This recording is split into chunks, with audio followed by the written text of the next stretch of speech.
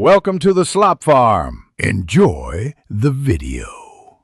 You start by verifying model and firmware so you know compatible parts and procedures. This prevents wasted steps. Once confirmed, cut power and remove the backup battery for about 60 seconds to clear transient faults. This resets volatile errors. While powered down, examine connectors, cable harnesses, and the PCB for corrosion, burnt traces, or loose screws. Address any obvious damage immediately. Make sure to use an anti-static wrist strap and label connectors so you can restore the exact configuration later. You now move into diagnostics. Run the device's built-in tests and record error codes and exact timestamps so you can correlate events. Once you have codes, follow the factory diagnostic tree. If sensors show degraded readings, perform a calibration routine using the manufacturer utility to restore alignment and thresholds.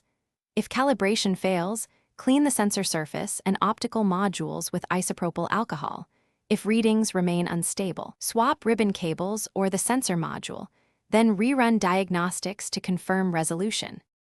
You finish by restoring full power and applying any firmware updates required to fix known issues.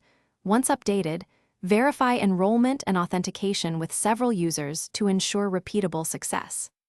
After testing, inspect logs for false rejects or errors and validate time synchronization. If you see intermittent failures, revert to the prior firmware and document the behavior. Make sure to leave a clear change log and keep key spare parts on hand.